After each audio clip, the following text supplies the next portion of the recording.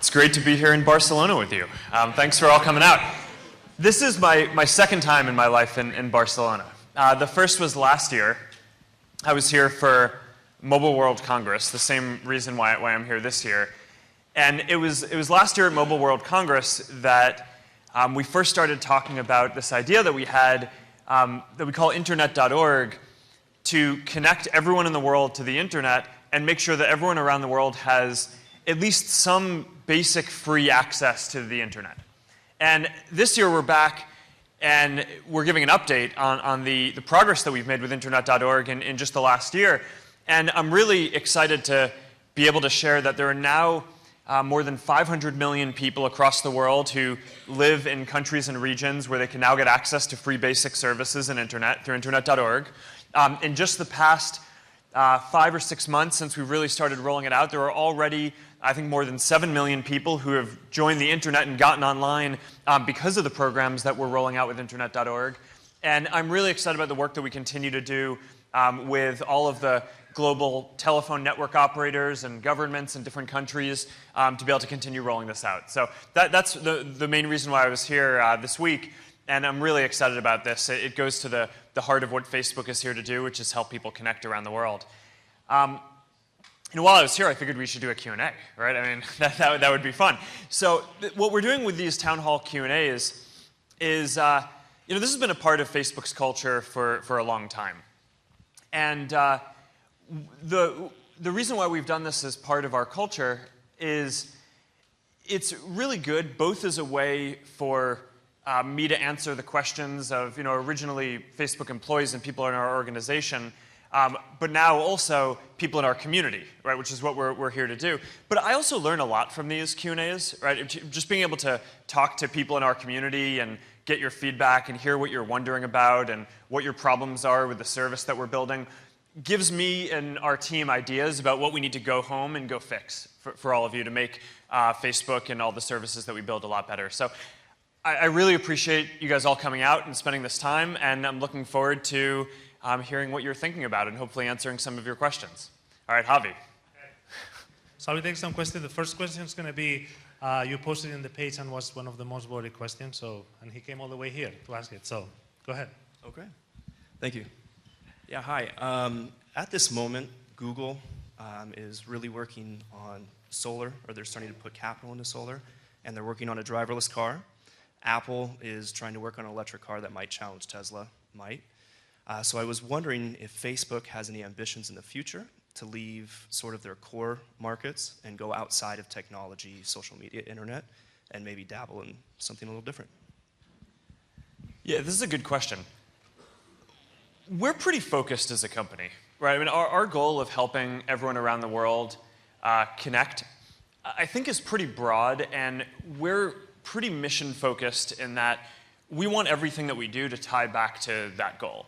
And it's a big space. I mean, there are lots of different ways that people want to share and communicate, right? So everything from watching kind of public content that, professional studios produce in terms of videos that you'll find in news feed and news, to photos of important moments that happen in your life that you share with friends, down to messaging and what we're doing with Facebook Messenger and WhatsApp around the world, which I think there are now tens of billions of messages that people are sending every day just to the people that they care about and want to stay connected to. So I think that there's a lot of different stuff in there that we want to just keep on working on and make sure that we deliver very well for our community. At the same time, I think that this trend, there's this clear technology trend, which is that over time, people get better tools to share richer representations of the moments that they care about. So what do I mean? If you go back 5 years ago, most of the content on Facebook was probably just text, right? I mean, you'd see the updates in your post would be, in newsfeed would be text, and you'd be most likely to share maybe a status update that you typed on a keyboard on a computer. Today, most of the content that you're going to find is going to be visual, right? It's photos. And now a lot of that is because we all have phones that have cameras, and it's easier to upload them. And photos are a lot richer than text. So that's great. We can now share much deeper representations of what matters to us. My guess is that in 5 years, what we're going to see is that most of the content is actually going to be video. And that's a lot of what the global networks are building out, is the capacity to be able to just stream video. Phones can also take video, and that just gives you an even richer representation of what's going on around you, and it lets you share more dynamic moments that are going on. And those are kind of the main forms of content that are available today. But you can really also see what's going to happen beyond that. So, for example, one thing that I'm really excited about is the work we're doing in virtual reality and augmented reality with Oculus. And that's definitely future technology in that it's not a mainstream consumer thing today. But I believe that that kind of continues this trajectory, going from text to photos to videos to fully immersive scenes that you can be a part of, and that you can construct models and different things instantaneously to show people much kind of richer descriptions of what you're thinking and what you're experiencing at that point. So I think that that's going to be something that plays out over the next 5 or 10 years, and then there will be more beyond that. So we're definitely always researching those future things, and we're going to be working on that for a long time. But everything that we do really does tie back to this mission of trying to connect the world. And I think even the work that we're doing on virtual reality and augmented reality, and the work that we're doing on satellites and work to help connect people in different ways, all kind of ties back to that mission.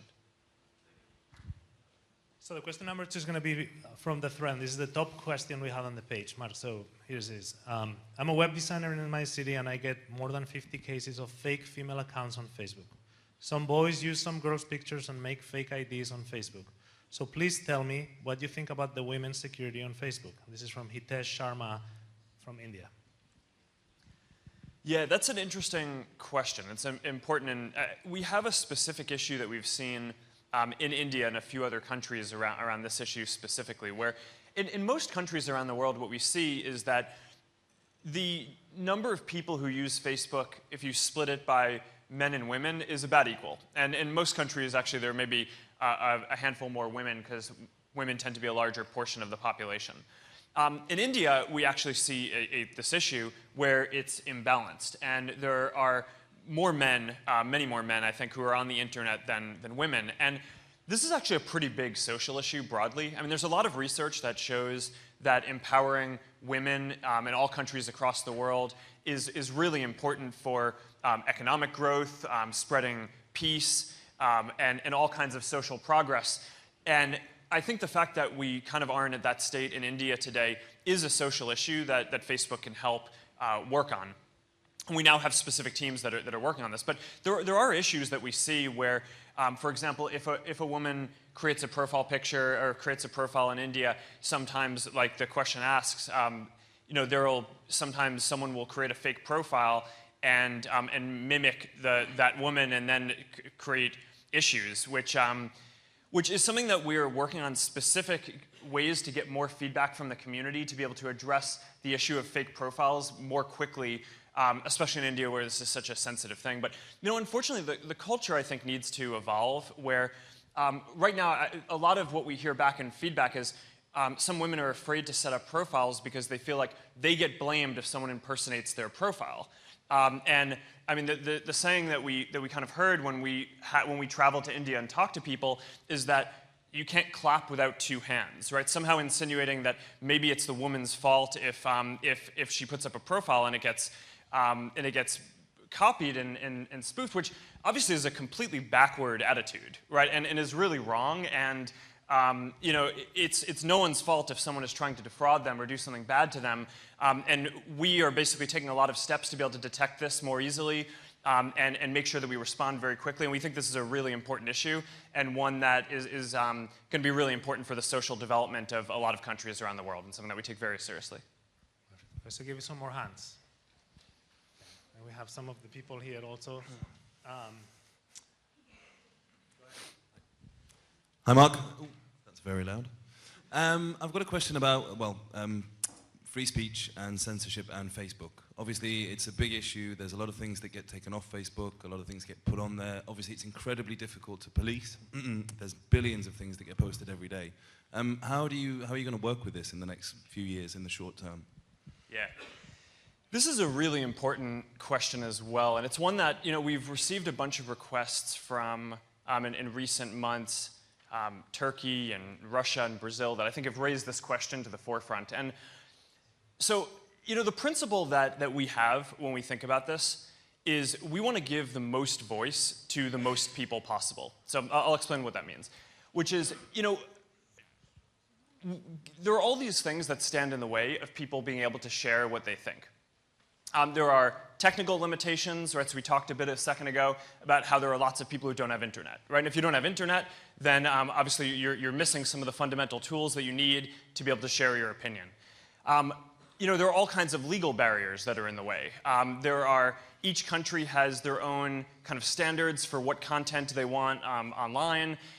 There are other kinds of rules besides censorship, for example, intellectual property rules that prevent people from being able to share some stuff if it violates a copyright or a patent.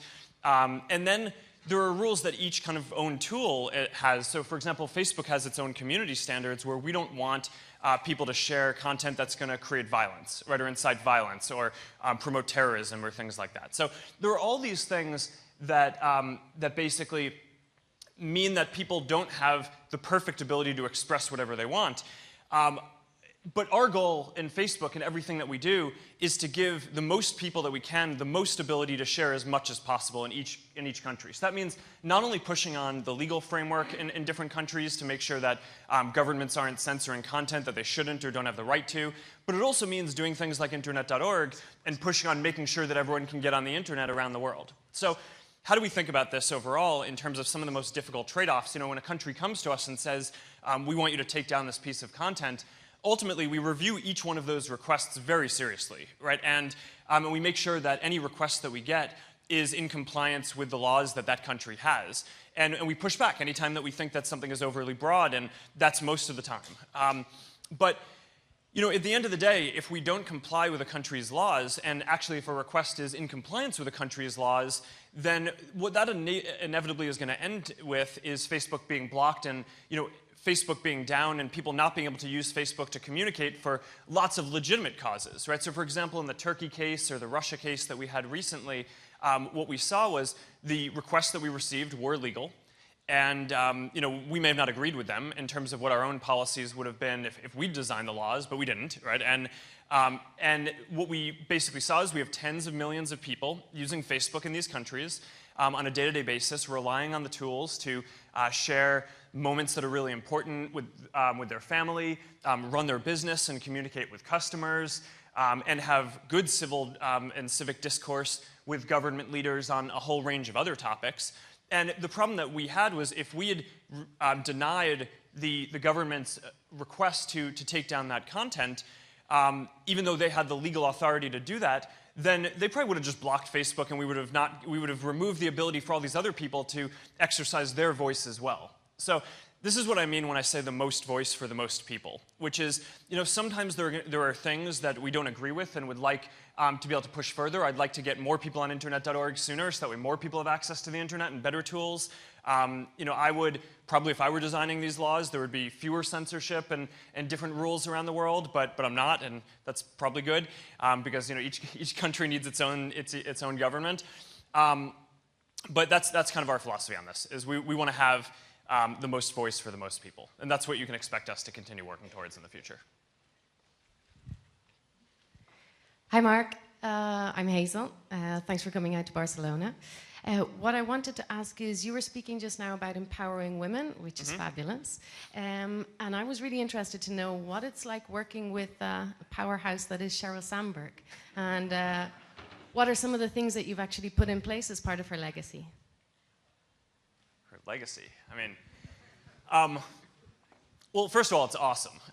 Some of the time people ask me, who are my outside mentors and who do I learn from? And the real answer to that question is I learn the most, not from anyone who is an advisor, but actually the people I work with on a day-to-day basis. And Sheryl would be at the top of that list. She's just an amazing person who, in addition to her work building Facebook's business, right, and she really, I think, gets a lot of credit for building up the tools that we've done internally to support millions of businesses around the world. We just announced last week that there are now 2 million businesses that advertise on Facebook. And a lot of that really is the teams that she has built, and it's amazing. When I started Facebook, I didn't really know a lot about that side of things. I mostly came at it from this mission perspective of wanting to build tools that connect people and give people all the tools that they need to share in building products in the computer science.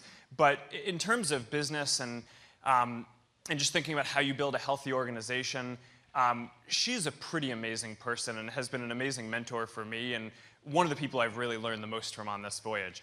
When you ask about legacy, it's kind of a funny thing because I think, I really enjoy working with her, and I think we both plan on doing that for a long time. So I don't know if we're thinking about her legacy any more than we're thinking about mine or anyone else's at this point, but I think we're both really optimistic about our mission of connecting everyone around the world, and if we succeed at that and continue to make more progress, that is something that we're both deeply proud of. Hello, Mark. My name is Karthik. I'm from Social Blood. We're also a proud partner of Internet.org in India. I worked in the blood banking industry for a while now, and I'm asking this question on behalf of all the people working on the problem globally. Facebook has been really active in helping solve really big social problems like blood donations, not blood donations, sorry, the organ donations, and helping to find missing children through Amber Alerts, and recently the suicide prevention tool. And Mark, you proved that Facebook is not just a tool just to connect with people, but also a tool that lets the community to do good in the world. And my question is Facebook, will Facebook in the future take up the challenge of blood donations and help solve a problem that is affecting millions of people around the world? Thank you. Yeah, this is definitely the kind of problem that we want to work on, or work with partners who are working on it, like your organization, I think, is doing amazing work. So thank you for that. One of the big types of social good projects that Facebook tries to take on are ones that require coordinating a large number of people. So for example, when a lot of folks were worried about the Ebola epidemic that was spreading, we used Facebook to be able to raise a bunch of money to help out. That's the type of thing that, being able to get something in front of people and coordinate a handful of people to have a response was pretty helpful. Another example is, unfortunately sometimes there are disasters, right? I mean, earthquakes, typhoons, that kind of thing. And one thing that we built was the ability for people to coordinate in a crisis, right? Because the first thing you want to know if you hear that there's been an earthquake or some natural disaster in a city is, are the people I care about okay, right? Or is my family okay? Or are my close friends okay? And that's a coordination problem too, right? So rather than having everyone have to call every other person, we created this board where everyone can just go and say, I'm cool, right? I'm okay. And then all the people that they care about can go and see that, and they might see the updated news feed, or they might just be able to go to the board and see which of their friends and the people that they care about have responded. Raising money for different organizations is similar.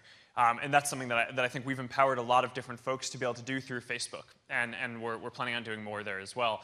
And even things like Amber Alerts, helping find children who have gone missing or have been kidnapped. That's something that you can crowdsource pretty well because there's a good chance that someone in the region has seen something, and if they can tip off the police, then that gives a much better increase, increased chance. So there are all these things like this, and blood donations and bone marrow donations follow the same pattern, which is their coordination problems, especially bone marrow, where you need someone who's a very specific match for your own body. So that is the kind of thing that we would love to be able to help out on. We're really proud that we're supporting your organization with Internet.org in India, and if we can help out more in the future, we would love to.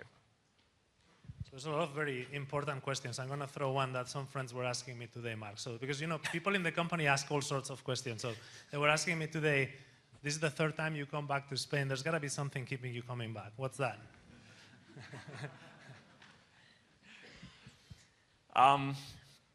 So besides Mobile World Congress and Internet.org, probably the ham.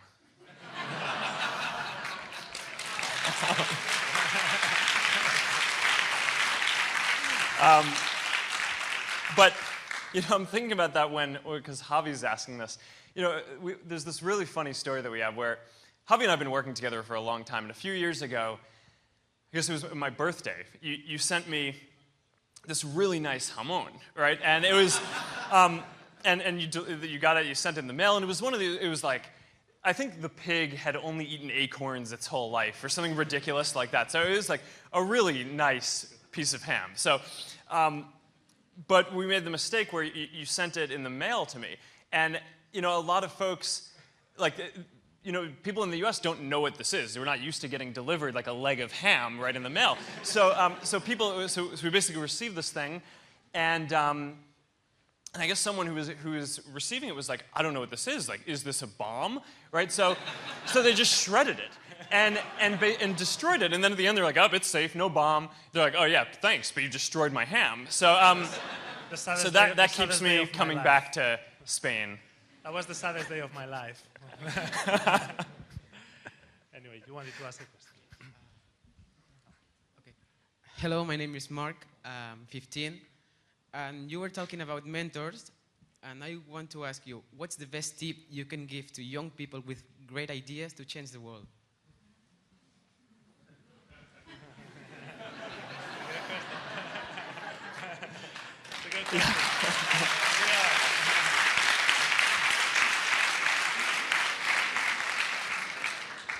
Yeah, it's a great question. So, you know, there are two things that I would say. The most important thing, I think, is just to have faith in yourself and trust yourself. Right? The experience that I had, so I started Facebook when I was 19.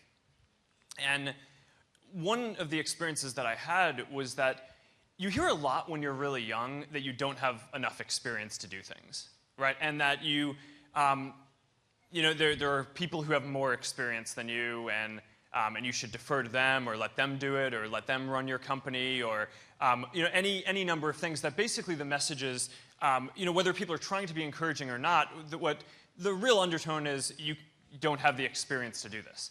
But what I think this misses is that each person has a unique perspective, right? So, you know, it may be true that as a young entrepreneur, you don't have decades of business experience working inside a company, knowing how to manage people in that kind of environment.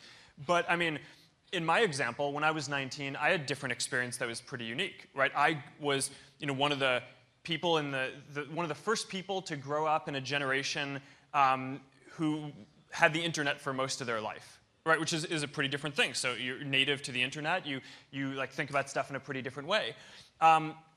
And I had this perspective of maybe being unencumbered by a lot of the business knowledge that a lot of other people had, that told me that I should just focus on the product, right, and the experience. And if you build something that people really like, then that's enough, right, and you'll learn the rest of the stuff later. But I think more than that, just believing in what you're doing, I think has actually been the biggest thing when I just think about Facebook's experience, right? I mean, I often think about, you know, why, you know, we're 11 years into this now.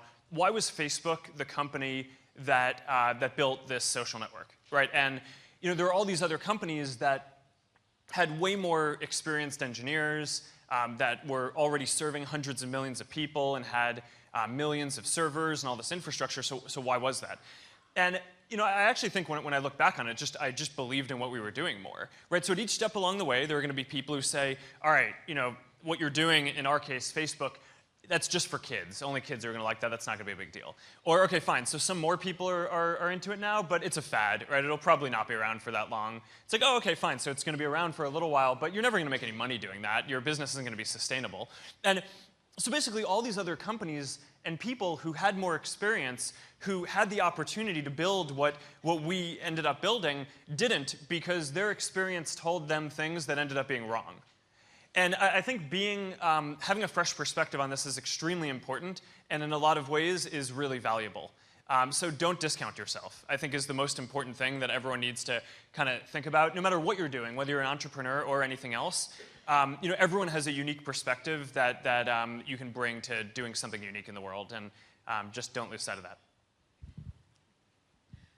Hi, so my name is Rosa, and yeah, I work in the meetings and events industry, and I've used Facebook to live stream my events, to market them. So I was wondering, what's your vision on working with events? Like, because I know that there is a lot of potential, and you do some things, but I'm With, talking with about what kind of events? Yeah, well, I work in corporate events mostly, so mostly B2B, B2C, yeah.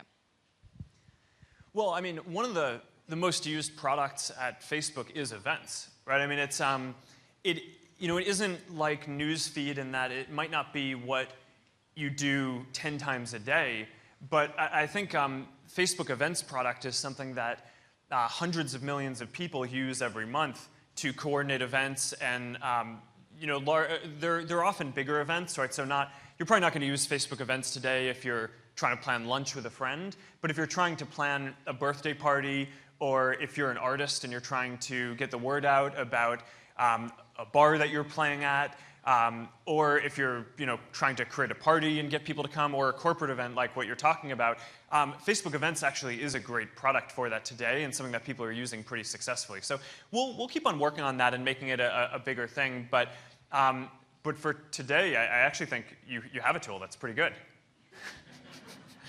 I try to keep memory of everyone raising their hands, but it's getting tough. It's a lot of you guys. Okay. Thank you very much for this Q&A. I'm Muriel. I'm a student of business in Barcelona. Facebook is one of the most attractive companies in the world, and I'm sure that many people would like to work in your company, including myself. So what do you think is the key to attract and select right people to work in your company?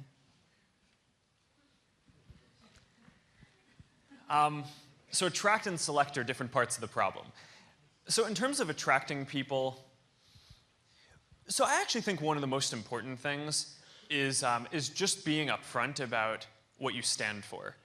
Facebook is not a company for everyone in the world, right? I mean, we have a very strong opinion on the change that we want to create in the world. We believe that the world will be better when everyone has the ability to share what they think, and to be able to connect with their friends, and to be able to connect with the whole world. And there are plenty of people out there who have disagreements with that vision, right? And think that there are risks and all kinds of different things, and we work hard to mitigate those and take all that feedback into account. But at the end of the day, we just believe very strongly that connecting the world and helping people connect gives people the tools they need to build stronger relationships and stay in touch with the people they care about.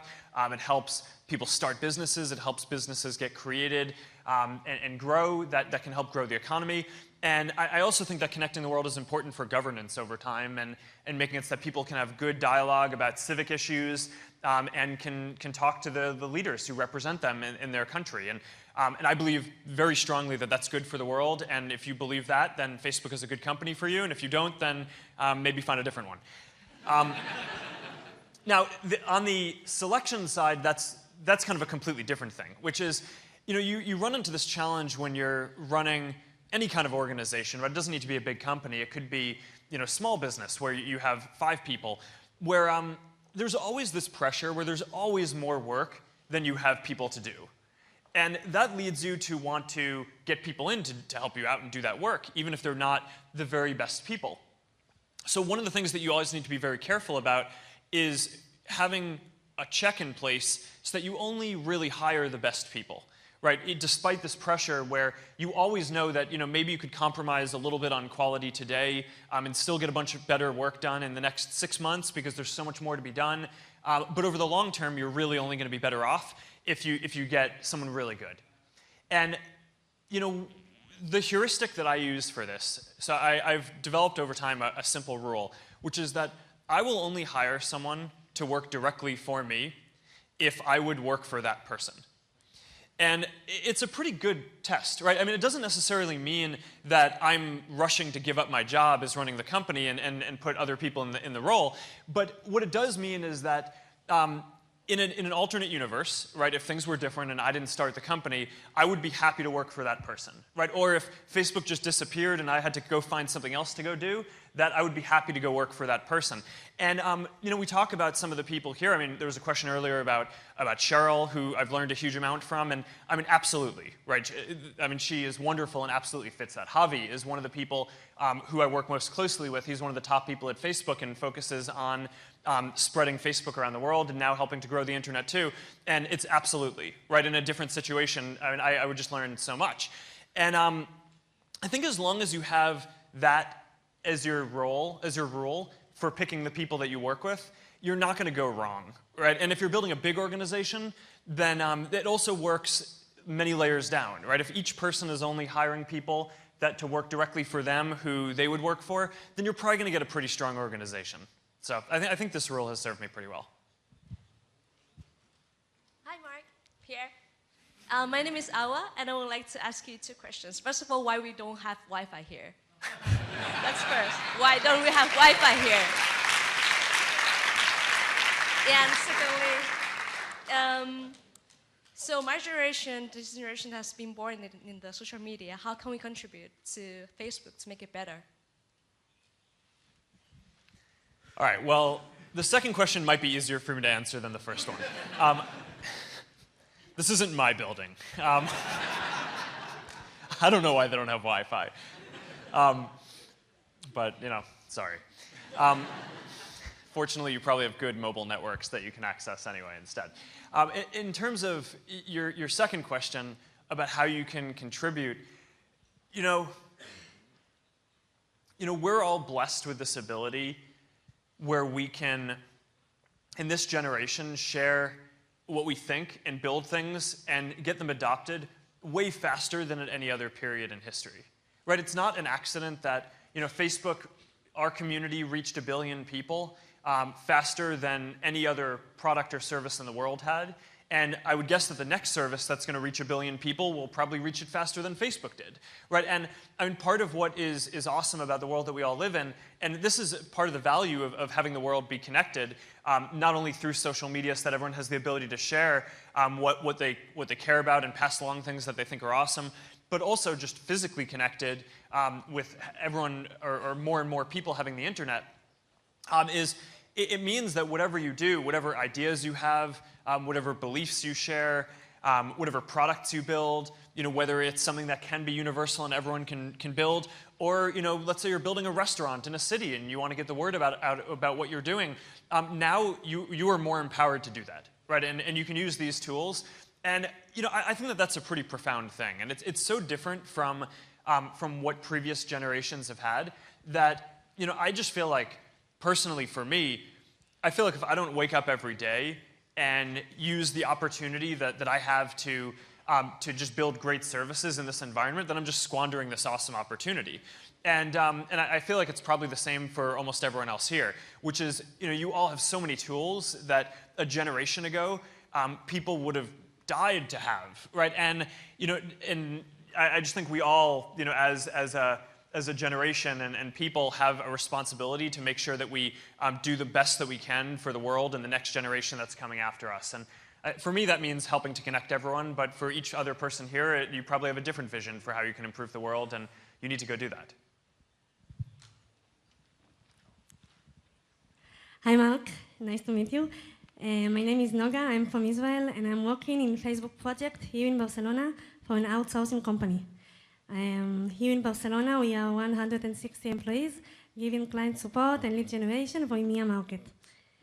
Only a small portion of high-spender advertisers from this market are managed in Facebook Dublin, which means the largest portion of EMEA Facebook clients are in direct contact with us, the outsourcing employees. Last week, we were informed that the project is closing on the 24th of April, and we are all going to lose our jobs. I want to mention that most of us are graduated from universities, are very devoted to Facebook project, and would like to continue working for this great platform. My 2 questions are, 1, is there anything you can do to help us, my colleagues and I, not losing your jobs? And 2, the business model of an outsourcing companies giving services to organizations was created back in the 80s and is used today by many big companies globally. The disadvantage is that the organization cannot have full control and supervision of the outsourcing service, as well as maintaining a unified business policy. In addition, lower costs hurt employees' working conditions. Do you think organizations can start using a new equitable business model that will be fair enough for all parties involved? And if so, do you think Facebook can start making this change? So, yeah.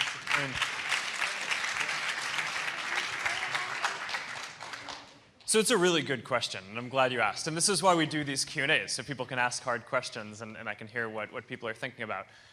So the first thing I just want to say is, I mean, it's really tough, obviously, to lose your job. So I'm sorry for the personal situation that you're in. You know, the way that we think about this at Facebook is we want to serve our community and our customers as best as possible. And a lot of why we're bringing this in-house is because that gives us the ability to train people more directly, and a lot of the things that are the flip side of the outsourcing model that you talked about. So, you know, Facebook, one of the things that you may not actually know is a huge portion of our company is actually based in Europe. We have our international headquarters is based in Dublin. We have big offices in London and Hamburg, I think, as well. Almost 20% of Facebook employees are in Europe and work in Europe and serve people in Europe, our community and our customers here, and the Middle East as well, and nearby regions. So it's an area that we have a huge investment in. We have several very large offices that we're very committed to growing. They're very diverse and help us serve people all over the world who speak a variety of different languages and are in different communities. And we're committed to continuing to do that better. You know, the situation that you're talking about is a really tough one, right? And I mean, we take it very seriously. Unfortunately, you know, sometimes when you're running a company, you're working with some company and you have a contract with them, and then that contract ends and you decide that you can either try to do it better yourself or you work with a different company instead, and sometimes that results in people losing jobs, and that is bad, right? And like, I mean, it's never obviously our goal to have that be the outcome, but the North Star for us is we're always focused on just trying to serve our community the best that we can. We are continually investing, especially in Europe, but around the world as well, to build up our teams to do this, and we're going to continue doing that. But I apologize for your personal situation. Hi, Mark. This is Rajesh. I have one question. I'm not against hate speech. I'm not against free speech, but I'm against hate speech. So I have seen there are situations where people post fake or lies, you know. So I want to know what's Facebook doing to become a medium, you know, to stop becoming a medium to spread lies.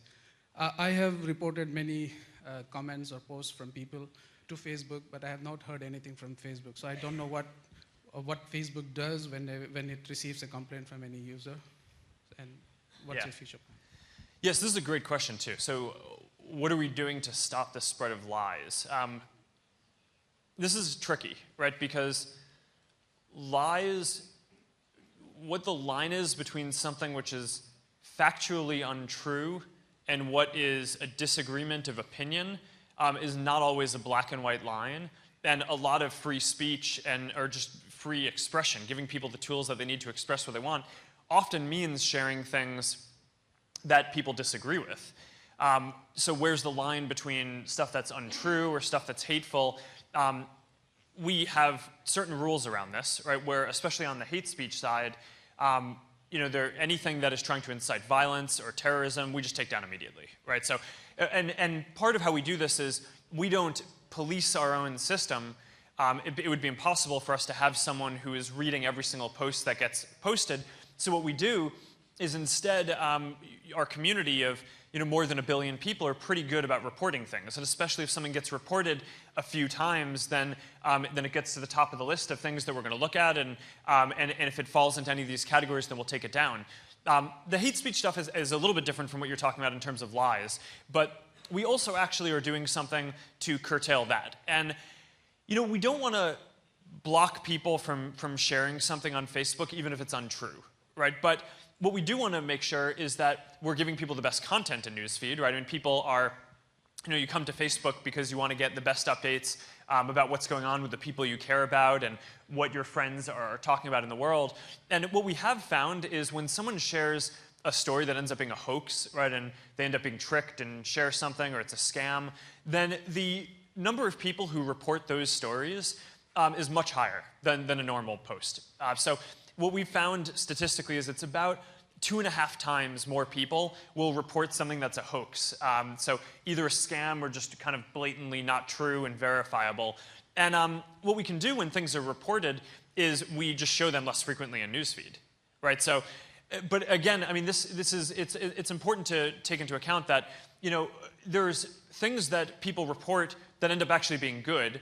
Those tend to be reported less, right? So if someone says something that's politically controversial that isn't a hoax, we'll actually generally find that that will get reported less, and therefore we do show that just the same amount that we would show anything else in newsfeed.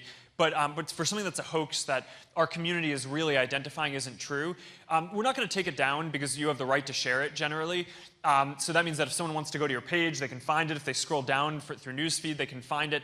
But we're not going to be putting that on the top of people's news feeds if the signal that we have from our community is that something is wrong. There's a lot of really good and serious questions, but I'm going to pick up one from the Facebook page, which is really good. I don't know if it's so serious, but it's from Carmen in Florida. Can we get more pictures of Beast? Of Beast? Yes. So Beast is my dog. Yeah. So, I mean, yeah, I probably should post more pictures of Beast. So one of the things that I try to do is I want to use all of our products, right? Because we have this saying inside Facebook, eating your own dog food, right? Which is that, you know, if it's kind of a silly saying, but the basic idea is, you know, if you're eating kind of good human food and you're just feeding something else to your dog, then you never know what your dog's experience is, right? So you want to be, in order to serve our community as best as possible, we don't want to ever have something where we're just building it, but, you know, most people in the company aren't actually using it, right? If there are bugs, if something is slow, we want to experience that pain firsthand, because that's going to be, in addition to the feedback that we hear from everyone in our community, that encourages us to change stuff. So one of the things that I did was I opened up a page for my dog Beast, because, you know, I don't run the Facebook page, but I really wanted to know what it was like to run a page, right, and build up a community around something that you're doing. So my dog, I think, is pretty cute. He's a mop. All right, so he's a Hungarian sheepdog. If you look up his page later, I'm pretty confident you'll be amused by him. He basically has dreadlocks, and he's awesome. And he has 2 million fans on Facebook. And because I've very diligently over the years managed his page, and, you know, I'm like Beast's #1 photographer, and I'm always trying to find witty things to say. And I guess recently I've just been a little busy running Facebook and trying to spread the internet and all that. But I got to get back on that, because I do view this as part of my responsibility, is to use pages and to use all of our products. So that way I know what, you know, if you're a business and you're trying to use Facebook to build a community and communicate with your customers, what your own experience around that is. Hi, Mark. My name is Christina. So I'm creating my own company right now, and I wanted to ask, from your personal experience, how and when you start delegating to other people, so you're not scared of losing the personality of your own idea, and if you still have the last word of all big decisions in Facebook. Thank you. Yeah, that's a really good question. And I think different people have different management styles on how you delegate. And I mean, in general, as a general rule of management, if you get someone who's really good as part of your team, then they need the ability to fully kind of exercise all their creativity and all their capacity, or else they're not going to be having the biggest impact that they can have on the world, and then they're going to want to go do something else. So in general, you know, delegating is good when you're hiring people. But I actually think the most important thing is to actually keep your team as small and flexible as possible. One of the things that I'm the most proud of that Facebook has done is, you know, we serve more than 1 billion people around the world, and our team has fewer than 10,000 people. And it's pretty amazing. I mean, that by itself is something that it's only possible because of modern technology, and it means that, you know, there's this general idea that, like, as companies get big, they get bloated and you get slow and they become bureaucracies and you stop being able to get a lot of stuff done. So I actually think one of the best things you can do to be able to stay nimble and actually remain flexible and be able to make whatever decisions you want to about the direction of your organization is to stay small and flexible. And, you know, so part of the way that I was able to do that was, I mean, I wrote all the code originally for the first couple of years of Facebook. And I brought people on and I delegated to them when we needed to, but I didn't, my first move when I was building Facebook wasn't to hire a team of engineers to go build a product. I generally, each step along the way, have tried to do as much as I can myself, or as much as our team can by itself, without necessarily trying to take on more people. I find that that's both more fulfilling for the people that you have, because they feel more challenged and stretched and have the ability to have a very big impact. And small organizations tend to be nimbler and give you more flexibility in terms of directions that you would want to go in.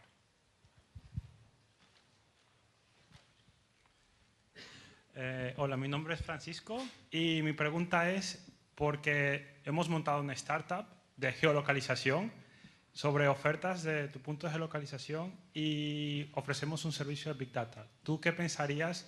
Porque sé que Facebook ha mirado mucho lo que es geolocalización y el Big Data. ¿Qué piensas sobre esto? So this is Francisco, and he just started a startup, and they're focused on geolocation and big data. So what are your thoughts on big data, geolocation, where that's going? That is a very broad question. Is there something more specific that you want to hear about, or do you want me to just go for it?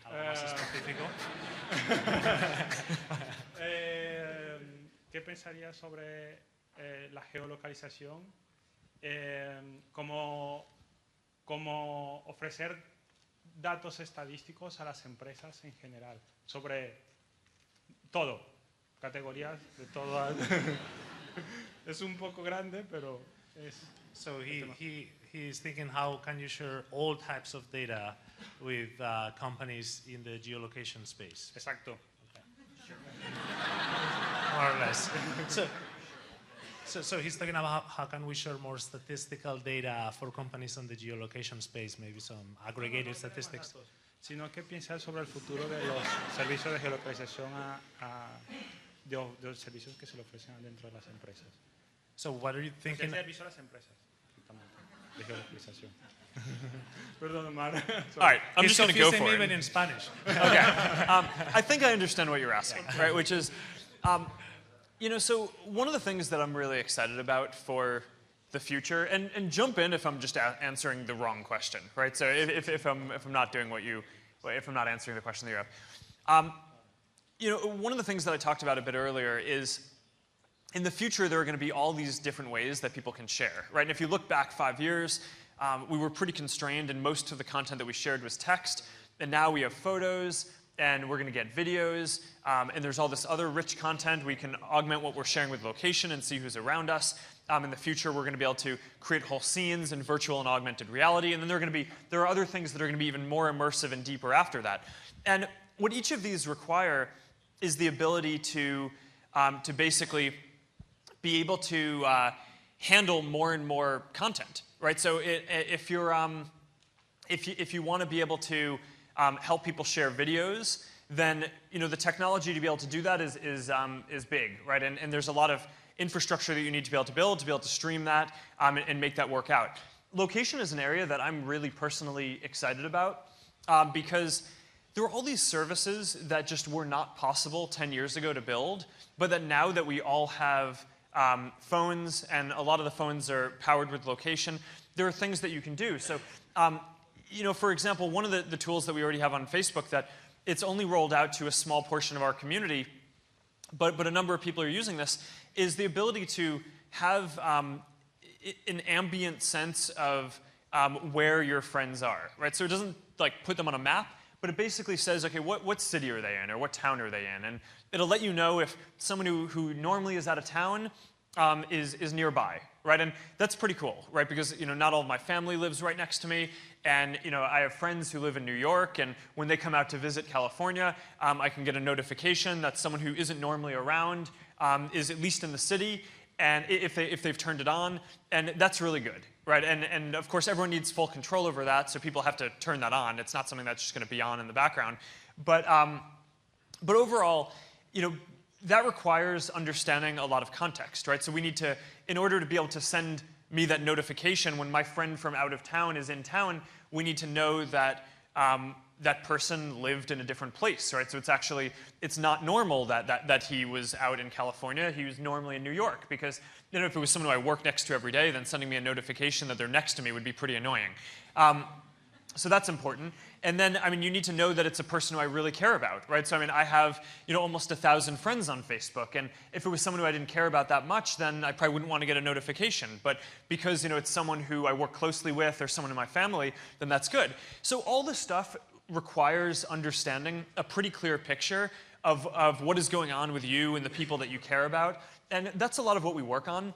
But we're really sensitive about only doing what people want us to do and giving people control over all of this. So, we're not going to be tracking someone's location unless they specifically say, please track this, because I want to know where people are around me, and I want my friends to be able to know. And similarly, right, you can go into an interface on Facebook on your profile and see every single thing that you've ever shared or that is in Facebook about it, and you can wipe it, you can delete the whole thing, you can delete different points of it. But this is pretty deep in our principles of how we operate as a company, is every person needs to have complete control over all of the context that our system understands in order to build products, and you guys get control over that. So I hope I answered the question that you were asking. I tried my best. All right. Okay, so we have only time for one last question, unfortunately. Hello, my name is Judith. Good afternoon. I'm so happy for being here. And this is going to be a historical moment in my life. And I would like to ask you a favor, if we can take a picture to add to my Facebook wall, please. Can we? Oh, this is so sad. If I do that, then I'm gonna miss my flight, because I can't just take a photo with you. That's not fair. I would end up taking a photo with everyone here, and I'm taking off right after this. So here's what you can do. There's gonna be a video that is gonna have me answering your question right now, and you can take a screen cap of that, and all right. And that's your photo. All right, let's see if we have time for one more question before we wrap up. Okay. I have this one. Okay. Pretty loud. Thank you so much. All right. Hi, Mark.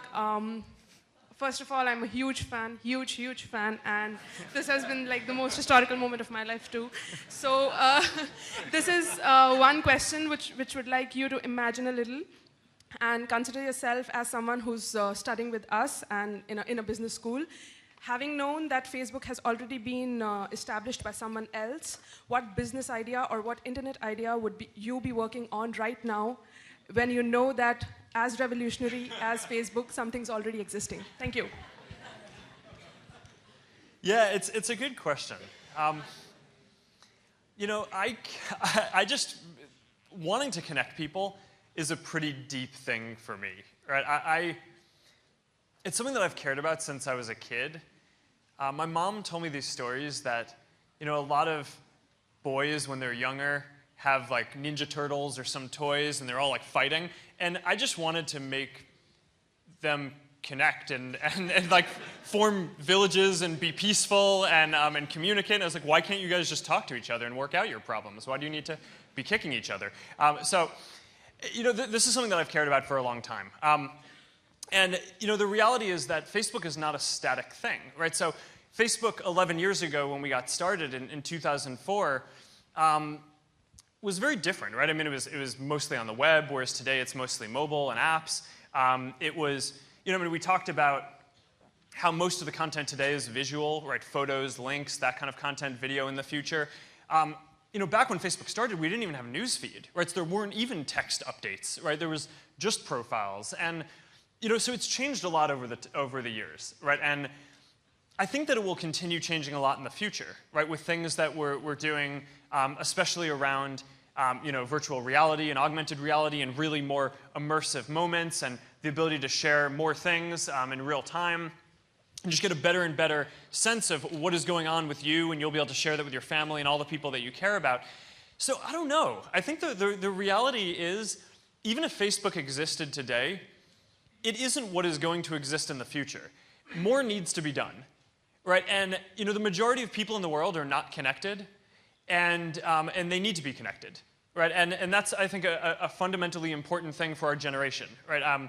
You know, when people have the ability to stay connected with all the people they care about and love, it helps you live a richer life. You know, when people have the ability to build businesses that can connect more easily with new customers and their existing customers, the economy grows better, more jobs are created, there's more prosperity. I mean, this stuff is all good and I think needs to continue happening. So I actually think the honest answer is that even if Facebook already existed and I just had to do something new, I would still find another way to help people connect, because that's who I am, and that's what I care about, and what I feel like I need to do. So, all right, I will be back in Barcelona probably next year for Mobile World Congress, so maybe we'll get a chance to do it again. All right, thank you guys. See ya. Before you leave, let's take a picture with you on the entire room so they get it. All right. We're going to take one big group picture. So.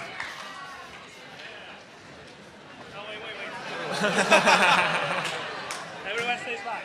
All right. But everyone should sit. I was going to come to you. I should have clarified that. Just go sit in your seats. Go sit in your seats and then we'll I'll take a picture with Mark in the background.